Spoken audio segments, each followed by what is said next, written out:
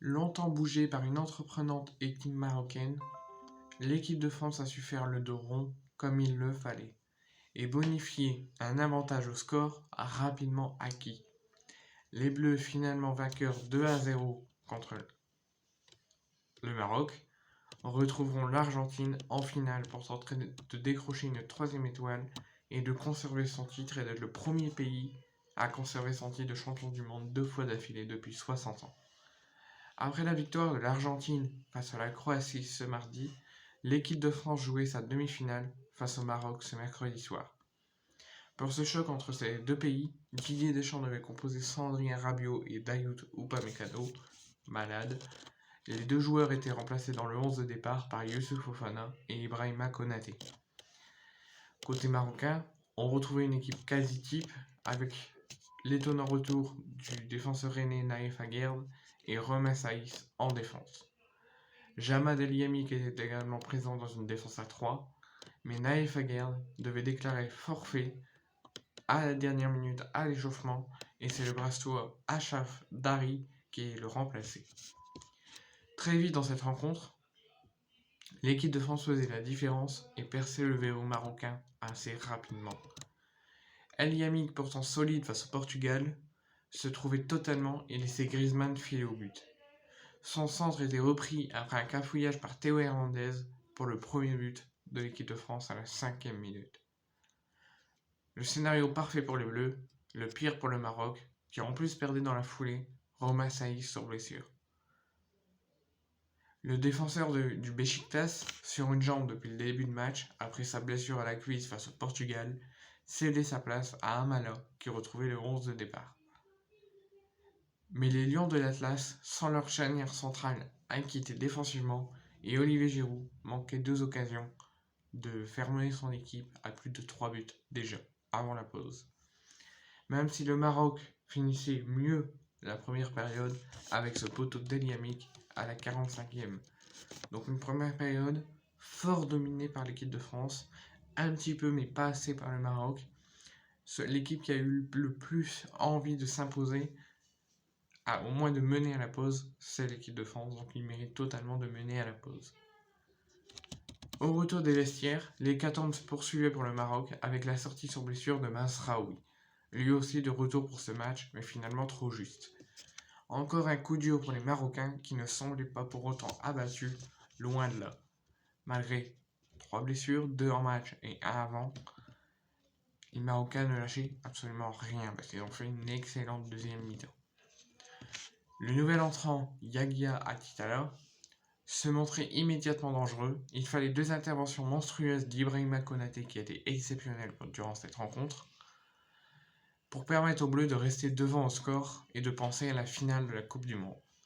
Les hommes de Didier Deschamps reculaient totalement et laissaient le dos rond, subissant les vagues marocaines et laissaient les Marocains jouer et mettre en difficulté l'équipe de France. Antoine Griezmann jouait les pompiers de service et sauvait aussi les siens parce que l'équipe de France, avec une première période assez correcte, assez satisfaisante, la deuxième période, on aurait pu au minimum se prendre un but parce qu'il y a eu la fatigue, il y a eu l'envie d'être trop beau, mais il y a eu plus la fatigue qui commençait à encombrer tous les joueurs. En difficulté, Didier Deschamps effectue un premier changement avec l'entrée de Marcus Thuram à la place d'Olivier Giroud, et comme souvent, après avoir laissé passer l'orage, la France punissait encore le Maroc. Après un nouveau cafouillage bien aidé par Kylian Mbappé précis dans la surface, le ballon finissait par hasard vers un Nantais Randal Kolo Muani qui poussait tranquillement le ballon au fond du filet à 10 minutes du terme. De quoi tuer des Marocains courageux, mais trop brouillons, offensivement à l'image de cette action mal gérée par Hamdallah dans les 5 dernières minutes. Avec cette victoire, la France file en finale et pourra faire le back-to-back en s'imposant face à l'Argentine ce dimanche soir et en remportant leur 3e étoile et conserver son titre de champion du monde, être le premier pays à le conserver depuis 60 ans. Donc on peut être fier de nos Bleus, ils n'ont pas exactement fait le même match que l'Angleterre, parce que ça a été très compliqué, je pensais que ça allait être très compliqué contre l'Angleterre, mais finalement ça a été très simple contre l'Angleterre, ça a été plus compliqué hier contre le Maroc, Donc la première mi-temps, on mérite de mener à la pause parce qu'on a quasiment tout donné dans la première, on a quasiment tout dominé dans la première. Et la deuxième, un petit peu plus compliquée. Beaucoup de fatigue, beaucoup de baisse de régime du jeu. Et le Maroc mérite de dominer, de prendre l'ascendant sur toute la deuxième mi-temps. Mais l'équipe de France est plus revenue à l'attaque vers les 20 dernières minutes.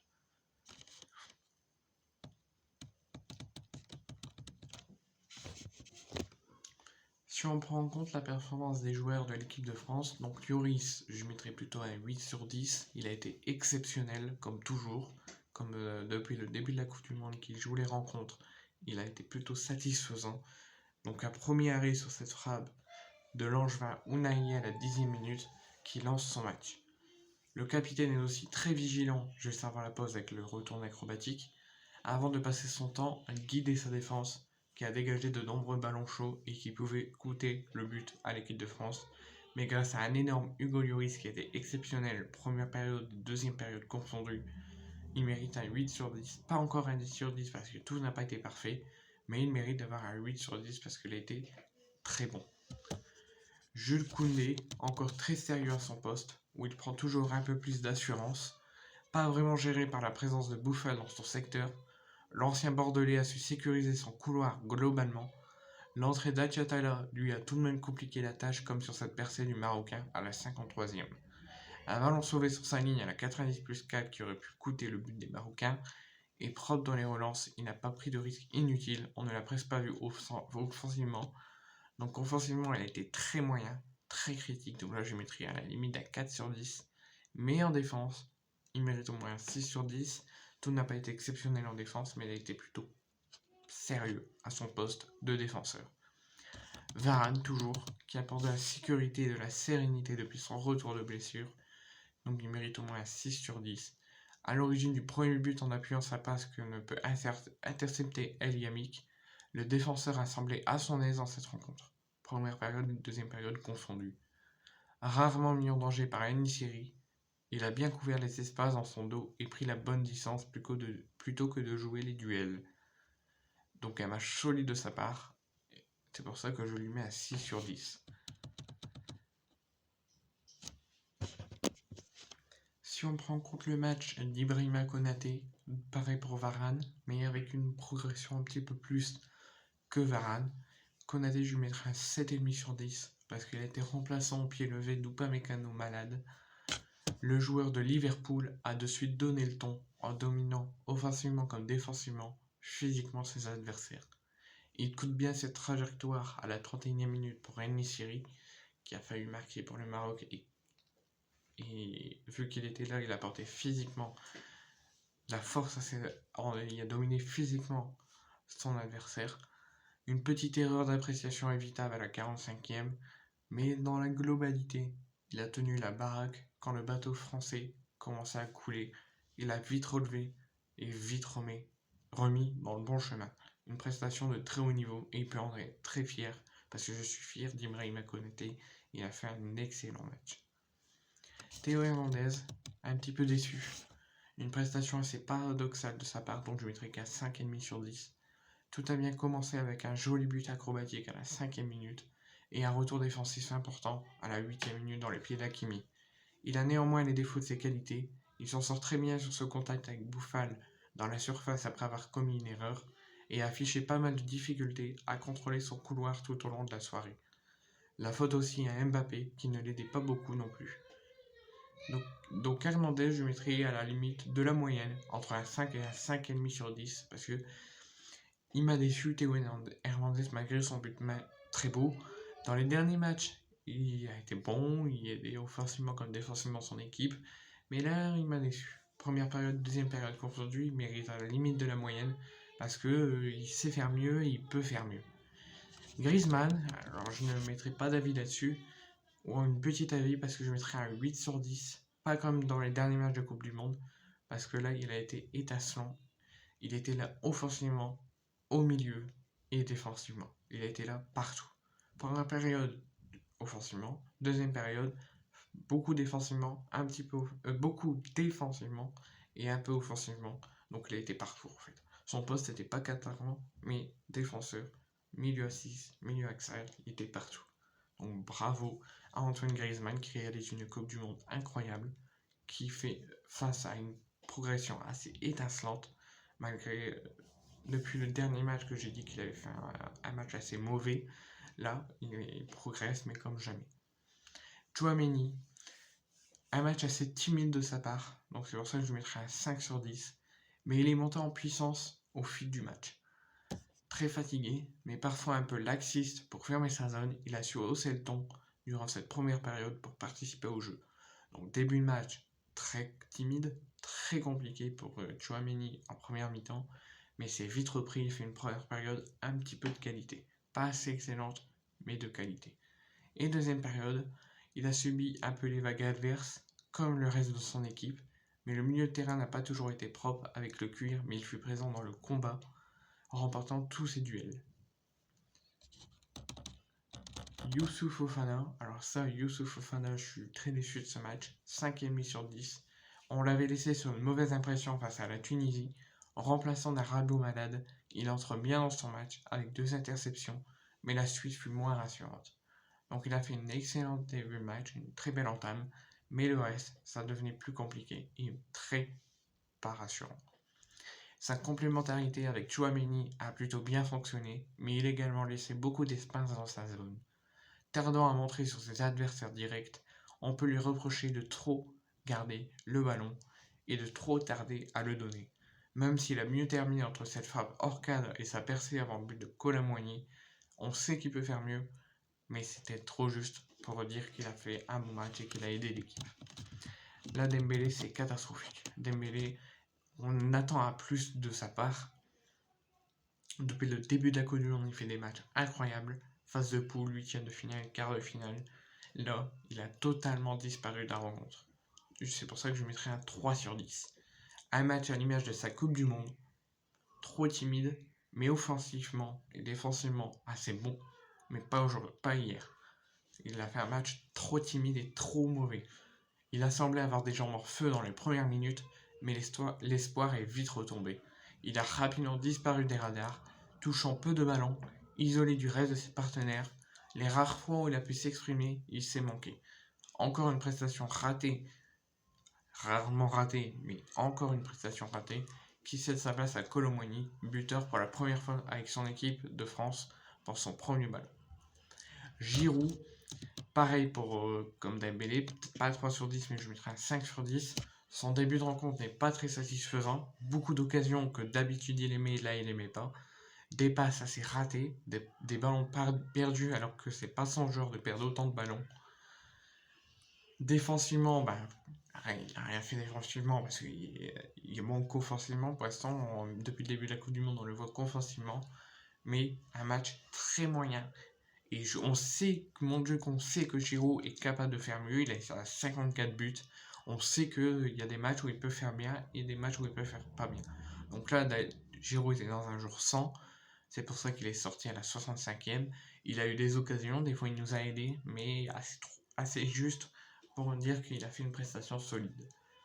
Et Mbappé, comme Griezmann quand il avait fait un mauvais match l'autre fois, nette progression, mais trop juste pour que je lui donne une meilleure note, parce que je lui mettrais un 5 sur 10. Une première période à oublier, première mi-temps catastrophique, il était nulle part, on le voyait, il avait totalement disparu des radars, mais sauf une fois, sur le but d'Hernandez en cherchant le décalage, c'est tout.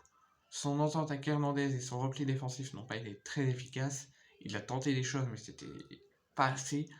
Il a loupé une belle situation face à Bounou à la 37e, et il se rattrape un peu par la suite en prenant plusieurs fois de vitesse à la défense des Lions, mais a manqué d'efficacité et de justesse.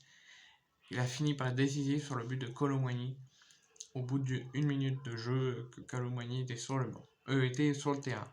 Donc première mi-temps très nul, très moyen de la part d'Mbappé. Deuxième mi-temps un petit peu mieux, avec une nette progression, mais trop juste de la part de Mbappé pour dire qu'il a fait un beau match. Mais moi je dis qu'on peut remercier cette équipe de France et remercier Didier Deschamps, malgré qu'il y a des choix qu'on se dit, comme avec Tudor avec l'OM, pourquoi il ne fait pas ça, pourquoi il ne fait pas ci. Mais la France est en finale de la Coupe du Monde et c'est d'ores et déjà un grand succès pour la bande à Didier Deschamps. Les Bleus auront l'occasion de réaliser un formidable doublé contre l'Argentine dimanche, mais même une défaite ne remettra pas en cause la réussite de cette nouvelle épopée, car l'équipe de France revient de loin, très loin, et à un peu plus d'un mois déjà transformer les doutes et autres coups durs en certitudes positives. Rappelons-nous que fin octobre, le sélectionneur national devait jongler entre les affaires de harcèlement secouant la Fédération française de football et son président Noël Le Graët, et l'affaire d'extorsion dont était victime Paul Pogba et ses conséquences sur le groupe français, en particulier Kylian Mbappé. C'était il y a un mois et demi seulement, et cela semble désormais surgir du siècle précédent. Les victoires et les joies communicatives de l'équipe de France écrasent tout sur leur passage. Mais lorsque Didier Deschamps communique sa liste le 9 novembre dernier, les interrogations sont nombreuses. Oui, la France possède une attaque de feu, avec Benzema, Mbappé, Dembélé, Griezmann, Giroud, Coman, Nkunku. Une défense solide, avec Varane, les frères Hernandez, Kimpembe, Upamecano, Konaté, Saliba. Mais le milieu de terrain interroge, les forfaits de Pogba et Kanté qui étaient déjà officiels depuis quelques semaines. Et c'est un milieu inédit avec Tchouaméni et Rabiot qui semblent se dessiner. Mais Rabiot, Tchouaméni, Kamavinga, Kendouzi, Fofana, Veretout, 6 joueurs pour 2 places a priori et quasiment aucune certitude. Peut-on aller au bout avec ces milieux? Donc, ce secteur de jeu décimé semble alors reléguer la France au rang des outsiders et pas des favoris, laissant le Brésil voire l'Argentine ou l'Angleterre parmi les favoris. Mais les coups durs s'enchaînent. Forfait de Kimpembe remplacé par Disasi, forfait de Nkunku remplacé par Kolo Muani, alors que Marcus Thuram avait été appelé en tant que 26e joueur après la diffusion de la liste initiale. Le doute s'instille alors, et si Benzema n'était pas apte, le coup près tomba quelques jours plus tard avec l'officialisation du forfait de l'attaquant du Real Madrid le 17 novembre, soit 5 jours à peine avant le premier match de poule contre l'Australie. Les plans initiaux s'écroulent? Pas si sûr. Didier Deschamps avait déjà décidé d'oublier le système à 3 défenseurs pour revenir à 4 défenseurs. Le sélectionneur travaille en réalité un nouveau système hybride. Après le Matuidi milieu gauche, milieu récupérateur en 2018, place au Griezmann 2022. Milieu relayeur et homme à tout bien faire, pour pouvoir aligner Mbappé à gauche et Dembélé à droite, Didier Deschamps a besoin que Griezmann se mette dans un rôle particulier. Plus défensif, capable de fluidifier les sorties de balles, de colmaner les montées des uns et des autres, le 4-2-3-1 devient 4-3-3 hybride où le joueur de l'Atlético de Madrid tient une place prépondérante. Tout se met en place contre l'Australie, malgré un ultime coup dur, la blessure grave de Lucas Hernandez dès les premières minutes de cette Coupe du Monde, accompagnée du but australien, achève la triste série des forfaits pour la compétition. Théo Hernandez entre jeu et l'équipe type ne bougera pas. Hormis le 3e match de poule offert aux coiffeurs, l'équipe alignée contre le Maroc en demi-finale ne ressemblait pas vraiment à celle que Didier Deschamps imaginait en octobre dernier. La charnière, composée de 2 hommes, Konaté et Varane, à la condition physique incertaine au début du mondial. Les buteurs, Théo Hernandez partait avec un statut de remplaçant, Kolo Muani n'était pas dans la liste initiale. La capacité d'adaptation de Didier Deschamps fait décider merveille, même si elle a souvent été remise en cause par de nombreuses personnes. Quitte à remonter le temps, on se souviendra aussi du chant raciste de certains supporters argentins à l'encontre notamment de Kylian Mbappé et des joueurs français. C'était le 16 novembre dernier, juste avant le début de la compétition, largement suffisant pour motiver encore plus nos bleus avant d'aller défier l'albicéleste de Léo Messi dimanche pour décrocher un nouveau sacre mondial. Un dernier petit message à passer. Donc j'avais fait une vidéo qui disait appel au calme, appel à qu'il n'y ait pas d'incident, que ce soit une fête de football. Au stade, rien ne s'est passé. À la fin du match, rien ne s'était passé non plus. J'ai regardé les chaînes d'infos, tout se passait extrêmement bien. Mais ce matin, je me suis levé, il y avait plus de 115 interpellations, je ne sais pas le nombre exact, mais dans une centaine d'interpellations en Ile-de-France pour avoir fêté la qualification ou l'élimination. Il y a eu un mort, un adolescent de 14 ans qui est décédé après avoir été percuté par une voiture. Donc il était bien vivant, transporté à l'hôpital, mais il a succombé à ses blessures. Donc j'envoie tout mon courage à sa famille, toutes mes condoléances à sa famille et ses proches. Donc moi j'étais content. En me couchant, Et avant de voir les infos ce matin, je me suis dit, l'appel a été écouté, tout s'est bien passé. C'est une fête de football, mais non, il y a eu des incidents, encore et encore. Un mort, des policiers blessés, des tirs de feu d'artifice et de mortier sur les CRS, alors que le début de soirée, ça passait bien, fin de soirée, ça passait bien, et arrivé dans la nuit, milieu de la nuit, ça s'est un petit peu tendu. C'est deux.